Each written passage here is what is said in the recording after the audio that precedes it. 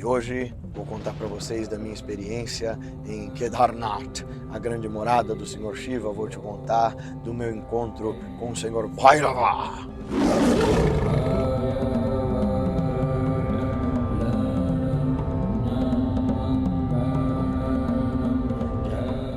Seja bem-vindo, bem-vinda a este canal. Nós falamos aqui sobre sadhana, yoga, meditação, filosofia, revolução de si e outras cositas mais. Cositas mais.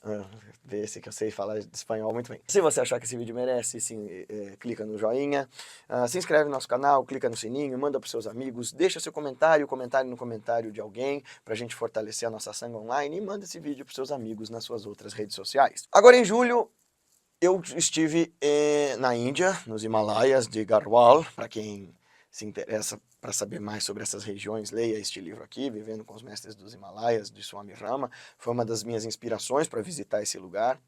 Há muitos anos eu queria fazer essa peregrinação, e eu estou fazendo uma série de vídeos aqui no canal. Tem outros vídeos aqui nos cards para você dar uma olhada nessa minha última viagem para a Índia, o que aconteceu. E se você quiser ir para a Índia conosco, pergunte-me como.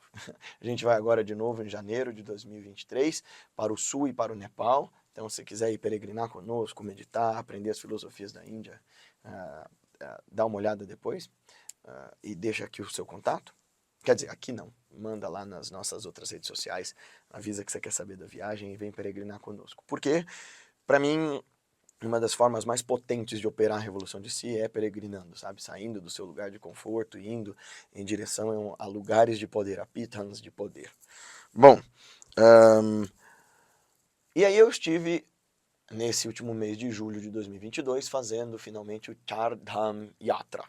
Então, Yatra é peregrinação e Chardha é de 4, então Char Dham são os dhams, né? Os pontos sagrados. Então os 4 pontos sagrados, a peregrinação pelos 4 pontos sagrados. Quais são? Yamunotri, a nascente do rio Yamuna; Gangotri, a nascente do Ganges; Kedarnath, o mais alto templo de Shiva; e Badrinath, o mais alto templo de Vishnu. E Kedarnath, porque eu sou Shaiva, né, sou devoto de Shiva, porque eu sou um yogi, ou tento ser, eu sou um sadaquinho tentando ser um yogi, e por uma série de outras coisas, era o lugar que eu mais queria conhecer. Dentre as outras coisas, a beleza estonteante daquele lugar. Olha, quando você vai para os Himalaias, inevitavelmente você se torna contemplativo, inevitavelmente sua mente se acalma, porque a paisagem te convida a contemplar. Olha só isso aqui. Então você começa ali, olhando aquilo com seus próprios olhos, sentindo aquele lugar, a entender por que o yoga nasceu ali, por que as ciências de contemplação nasceram ali, sabe? Porque você se sente minúsculo diante da imensidão das montanhas e da natureza. E lá, apesar do ser humano fazer uma força tremenda para depredar tudo, também lá é um dos lugares em que a Índia está mais bem preservada, tanto em sua natureza, quanto também em sua cultura tradicional. Ali você vê ainda homens e mulheres vestidos à forma tradicional, você vê muitos yogis e sadhus ao longo de todo o Chardhan. Eu nunca vi tantos praticantes juntos ali, no mesmo lugar, concentrados no mesmo lugar. E aí a gente foi subir para Kedarnath, inclusive foi um perrengue, uma parte do grupo não conseguiu subir, porque a gente ia subir de mula, e algumas pessoas não queriam subir a cavalo, outras pessoas não tinham condição, aí ficaram esperando para subir de helicóptero, não deu para subir de helicóptero, porque nessa época tem muita neblina, enfim. E a gente subiu de mula durante umas 3, 4 horas de subida, acho que dava umas 4 horas. Me corrija aí o pessoal da viagem, talvez tenha dado mais e eu me esqueci. Talvez tenha dado mais, porque na hora foi muito legal, assim, né? Você pode criticar o lance das mulas, mas assim, é o modo de vida das pessoas. Eu acho cruel, sim, mais cruel ainda com os seres humanos, porque a mula tem uma capacidade de carregar peso maior que a de um ser humano. Umas pessoas de muita idade carregando pessoas que não andam a pé, nas suas costas, porque na Índia aparentemente andar a pé é um problema. A gente só não subiu a pé porque demoraria muito tempo. Olha, são 18 quilômetros de subida, dá pelo menos 10 horas se a pessoa eu subir tranquilamente, assim, mas com ritmo. Tudo bem que tinha um cara que era um dos nossos motoristas que ele serviu o exército, ele era um cara muito atleta, e ele subiu tudo, foi até o templo, saudou o templo e voltou, isso tudo em 7 horas e meia, mais ou menos. um negócio fenomenal. Porque a descida a gente fez a pé, em 4... a descida foram 4 horas, a subida foram 6 horas. Agora que eu lembrei, verdade. Agora que eu tô me localizando aqui no tempo. Bom, a gente subiu para Kedarnath, beleza, e chega num lugar super remoto, a gente estava no verão da Índia, e lá é super frio, porque ó, é cercado de montanhas, e ali você vê as montanhas congeladas, ali você vê o Himalaia como a gente imagina, né, montanhas com os topos nevados e tal. E o templo de Kedarnath é impressionante, então nós chegamos lá, trocamos de roupa, entramos no templo, sentimos aquela força incrível, aquele é um templo muito antigo, e de fato o Senhor Shiva mora ali. É um negócio inacreditável. O Shiva Lingam lá, inclusive, é só uma rocha, não é? Ele não tem o formato fálico, nada. Ele é uma rocha, a gente faz a circunambação e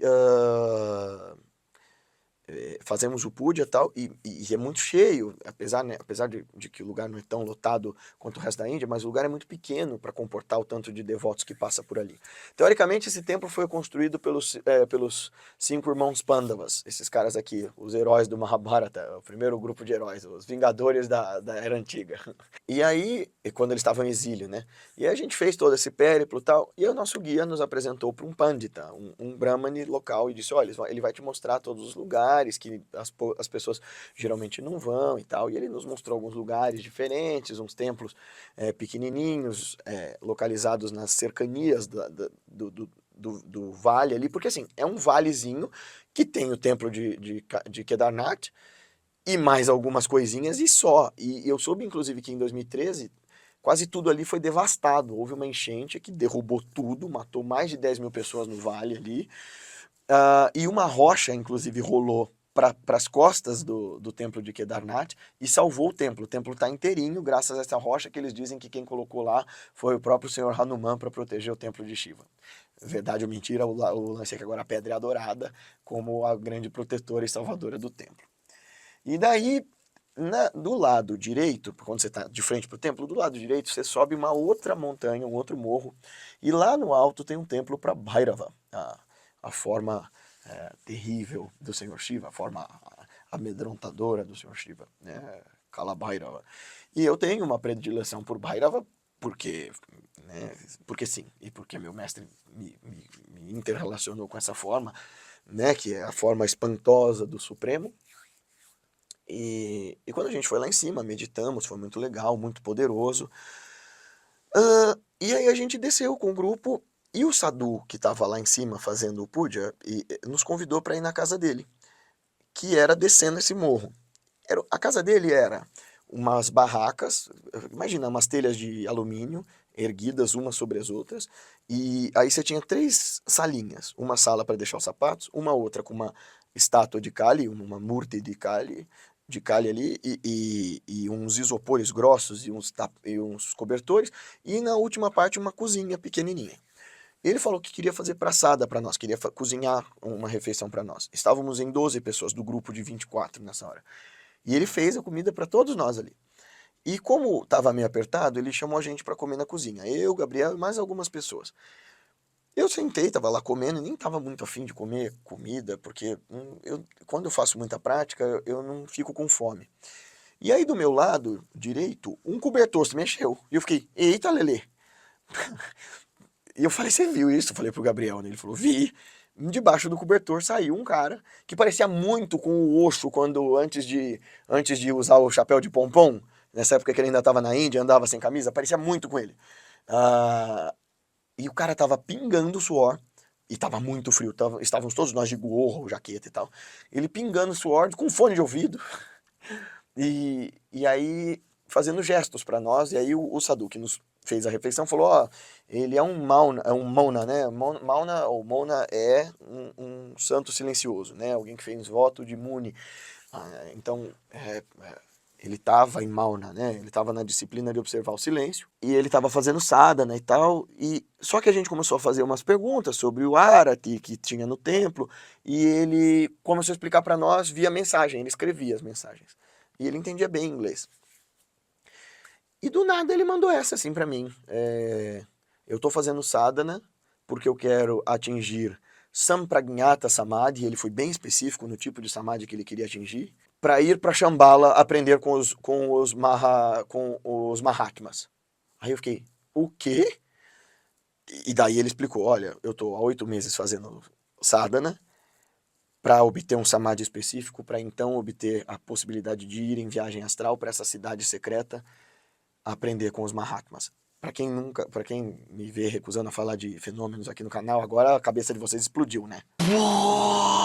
Pois é, eu também fiquei assim, eu falei, caraca, porque yogis não falam disso abertamente dessa forma, yogis não recebem ocidentais assim, a revelia dessa forma, e eu acho que eles só receberam a gente, primeiro, porque aquele pandita que estava com a gente, aquele brahmane super bonzinho, nos apresentou pro sadhu, segundo, porque nós éramos um grupo de ocidental ali naquele lugar que ocidentais não vão, a gente só viu mais 2 pessoas ocidentais ali. E, sei lá, porque o meu mestre talvez abençoou a gente para isso, depois que eu vi o que esse yogi fez comigo, eu tenho certeza que foram meus mestres que operaram qualquer coisa para eu ter esse teste que ele me fez passar. E daí ele mandou essa, que ele queria ir pra Shambhala. As pessoas que viram ele nessa hora, a Fabi, o pessoal que tava com a gente, juravam que ele era gigante. Eu não tive essa impressão. Mas as pessoas que estavam lá diziam que ele parecia imenso e foi isso, né? Ele parecia gigante e tal, e no dia seguinte ele não era. O que eu sentia é que ele estava emanando alguma parada. Fisicamente eu me sentia todo arrepiado, sabe? Talvez eu estivesse sugestionado. O que eu vou fazer um parênteses aqui agora é o seguinte. Tem gente falando de viagem astral que você faz em curso de um final de semana.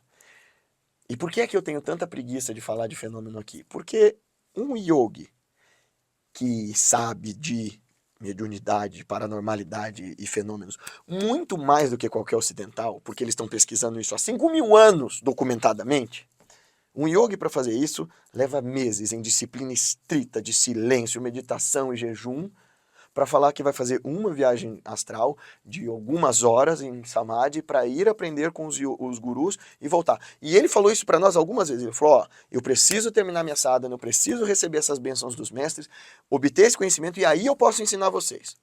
Eu falei, tudo bem. E aí ele me perguntou, o que você quer? E eu falei, moksha. Sem titubear. Eu falo isso até quando me perguntam o que eu quero para comer, né, Matheus? Sim. O que você quer, Guilherme? Moksha. Moksha não tem, a Paty fala. Moksha é iluminação, liberação, transcendência. Aí ele olhou pra mim muito sério e disse assim, essa é a coisa mais difícil da vida, hein? Aí eu falei, eu já ouvi isso de alguém.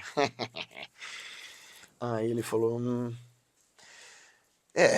moksha é muito complicado. Aí ele começou a falar algumas coisas que me deixaram bem abalado. Primeiro ele começou a fazer algumas leituras espirituais das pessoas, e algumas pessoas para quem ele apontava, dizendo que eram pessoas com grande poder espiritual, eu dizia, sério? Eu fiquei realmente confuso, porque, né, sei lá, dentro do contexto daquilo que eu observava, a gente tende a ser menos racional, menos pragmático, muito mais crédulo com certas coisas. E as pessoas que ele apontou, oh, essas pessoas são super desenvolvidas espiritualmente, eu olhei e falei, é mesmo, né? E ele apontou para mim e disse assim, você mais ou menos. Na hora, eu não entendi que ele estava zoando com a minha cara. Todo mundo entendeu isso. Mas ele estava operando alguma coisa na minha cuca. E a primeira coisa que eu entendi foi, eu tô completamente errado, talvez os gratiluz estejam completamente certos e eu é que tô sendo só um chato de galochas. Me perdoem, gratiluz, deixa eu começar a bater pandeiro pra Krishna. Eu fiquei alucinado na hora assim, meu Deus, eu tô errado esse tempo todo. Era um mestre trabalhando comigo. E é assim que funciona. Eles vão virar você do avesso. E mesmo eu já tendo encontrado vários mestres e passado por vários testes, eu caí que nem um patinho nessa história.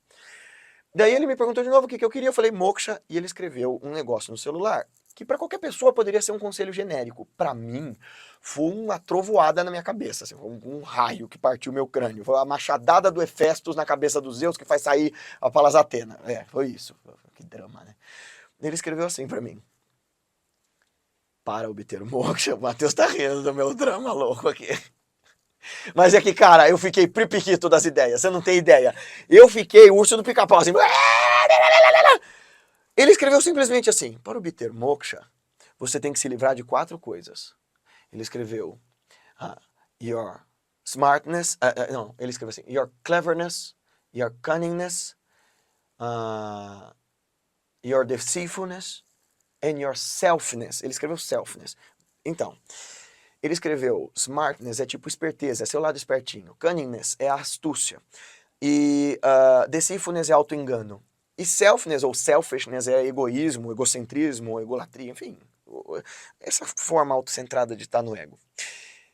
Horas antes eu estava pensando assim, nossa, olhando para as pessoas que estavam comigo, para as pessoas que estavam lá embaixo, para as pessoas fazendo rituais, e pensando, eu estou longe de ser alguém que tem a verdade.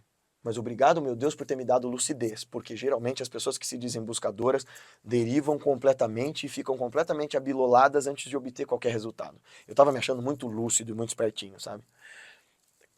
E ele disse, para obter moksha você tem que se livrar da sua esperteza, da sua astúcia, do seu auto-engano e do seu egocentrismo. Cara, qualquer pessoa tem que se livrar dessas coisas, né? Parece um conselho muito genérico, mas pra mim, eu virei a música do tralalalalaô, Matheus. As flores já não crescem mais, até o alecrim murchou, o sapo se mandou, o lambari morreu porque o ribeirão secou. Eu fiquei... Cara, eu fiquei destruído. Eu fiquei arrepiado dos pés à cabeça. O Gabriel, na hora, ele olhava pra mim, eu tava com uma cara, perdão da palavra aqui, bota um pi na minha boca, Luiz, eu tava com uma cara de c... inacreditável. Eu tenho certeza, porque uma hora que eu olhei no espelho, eu falei, Jesus, que cara de derrota. Eu tava assim... Gente, eu não conseguia respirar. Eu pensei, eu sou uma grande fraude, eu sou um desgraçado, um fraudulento, não é possível. E daí, eu fui saindo, ele continuou falando com as pessoas, eu não conseguia nem olhar pra trás. Ele foi saindo, esperando pra falar comigo e querendo conversar comigo, e olhando pra mim com uma carinha de sapeca, e eu não conseguia olhar pra trás. E eu fui embora e saí andando, me trimilicando todo, e as pessoas todas. O Dixon, que tava viajando com a gente, ainda falou assim, ele tava tão espantado, né, porque ele falou assim, você quer conversar comigo, você precisa de alguma ajuda? E eu não conseguia responder. E depois ficou parecendo que eu só não queria a ajuda de ninguém, não, vocês não servem pra me ajudar, não era nada disso. Eu não conseguia falar o que tinha acontecido. Eu não conseguia elaborar por que eu tava tão abalado com aquilo era um conselho genérico. Daí tem uma estátua linda de Shankaracharya ali em Kedarnath, e que eu adoraria ter ensinado Vedanta pra galera, eu não consegui. Eu fiquei desnorteado. Eu tô me expondo aqui de uma forma muito sincera, tá, gente? E aí vai chover comentário assim, tá vendo, Guilherme é um filho da puta de uma fraude, olha só, orgulhoso. Tá, julga como você quiser. Eu tô abrindo de coração a minha experiência, e isso é uma experiência íntima. E eu já contei pra vocês que abrir experiência espiritual é mais íntimo do que contar da vida íntima com teu companheiro, companheira. Mas eu tô contando isso... Por que eu tô contando isso, Matheus? Não sei também. Talvez pra contar pra vocês que todos nós tomamos porrada, que todos nós somos meio tapados, que não importa quanto tempo você esteja na sadhana, você vai ser virado do avesso. Tô contando isso para contar para vocês que adoram falar de autoconhecimento como uma coisa linda, florida e gostosa, e dizendo, ó, não é morrer antes de morrer, é tomar paulada na cuca o caminho inteiro, e quando você achar que você tá indo muito bem, é a hora que você vai tomar umas rasteiras violentas.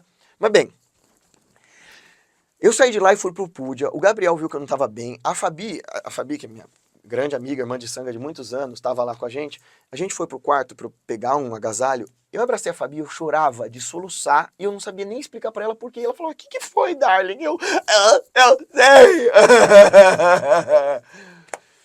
E aí, eu fui lá pro Puja, eu não conseguia respirar. E eu falei, ó, eu tô indo meditar lá no templo de Bhairava de novo. Tava escurecendo e esfriando muito. Eu imagino que eu devo ter corrido igual o Peter Griffin quando ele faz o exame de próstata, assim.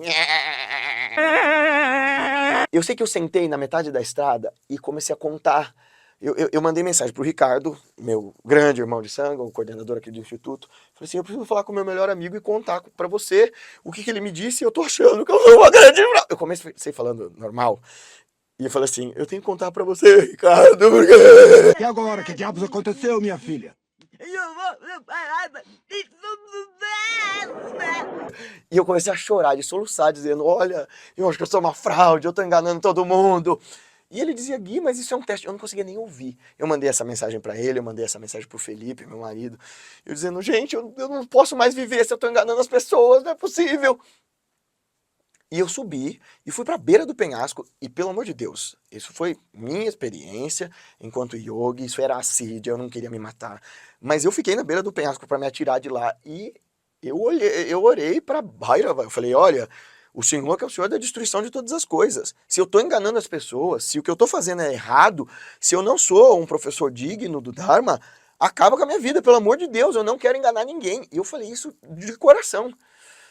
E aí, do fundo da minha alma, eu senti o toque do meu mestre e ouvi meu mestre dizendo, né? Agora já chega, vá fazer sua sadhana.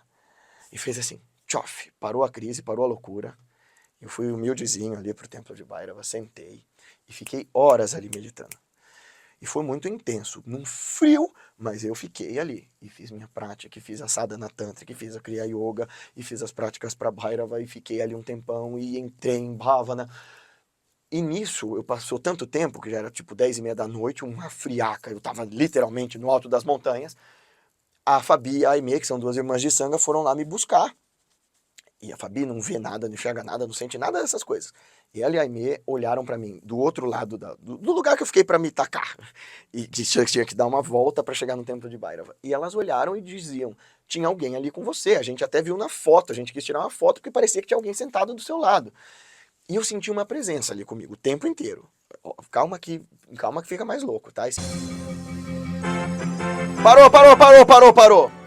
Esse vídeo tá muito longo, então nós vamos dividir ele em duas partes. Se você quiser saber o que acontece comigo, o meu yoga de Kedarnath e meu encontro com Bhairava Mahakala, próximo vídeo do canal vai ser a continuação dessa história. Gostou desse vídeo? Então não se esquece de se inscrever no nosso canal, clicar no sininho para receber as notificações, clicar no joinha, deixar seu comentário, sua sugestão, sua crítica, seu elogio, seu comentário, seu apoio, etc e tal. Esse trabalho pode crescer na medida em que pessoas que acreditam nele o espalhem. Então pega esse link, manda para os teus amigos no WhatsApp, no Facebook, no Instagram, em tudo quanto é lugar que você acha que ele possa fazer a diferença. A gente se vê no próximo vídeo.